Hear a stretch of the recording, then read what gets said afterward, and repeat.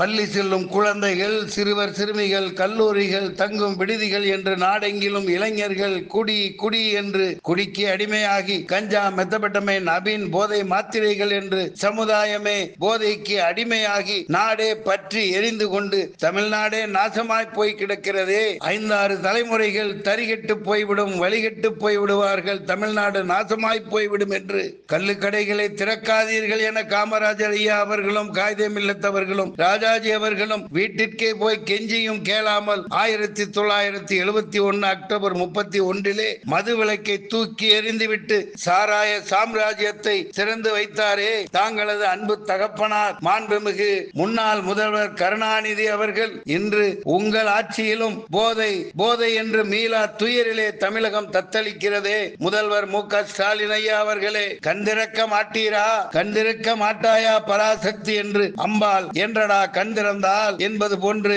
மாண்புமிகு முதல்வர் அவர்களே, கண்டிருக்க மாட்டீர்களா? நாடெங்கும் கற்பழிப்பு, சாலை விபத்துக்கள், கொலை கொள்ளை, கண்முன்னே போதையிலே நாசமாய் போய் கொண்டிருக்கும் இளைஞர் சமுதாயம் எங்கிருந்து வருகிறது? போதைப் பொருள்கள் எங்கிருந்து வருகிறது? இந்த கஞ்சா, போதை மாத்திரைகள், மெத்தபெட்டமைன் போன்றவைகள் குஜராத் துறைமுகத்திலே இருந்து ஆயிரக்கணக்கான டன்னாக தமிழ்நாட்டுக்குள் எப்படி வருகிறது? தாங்களது காவல்துறையின் அனுமதியை மீறி, அவர்களின் கண்காணிப்பையும் மீறி தங்கு தடை இல்லாமல் எப்படி தமிழகம் முழுவதும் கிடைக்கிறது? தடுக்க முடியாதா முதல்வர் அவர்களே? தடுக்க முடியவில்லையா? தடுக்க மனசில்லையா? வருமானம் அதிகமாக வந்து கொண்டிருக்கிறதா? மக்களை குடிக்க வைத்து போதையிலேயே வைத்தால் தான் தாங்களுக்கு ஓட்டு போடுவானா? சிந்திக்க வேலை செய்ய திராணி இல்லாமல் கொத்தடிமைகளாக, உரிமை பேசுபவனாக, கேள்வி கேட்பவர்களாக, நல்ல சமுதாயமாக தமிழ்நாடு மாறிவிடக் கூடாது என்ற தனியாத தாகம் தான் தாங்களின் திராவிட மாடல் அரசின் கொள்கையா முதல்வர் அவர்களே?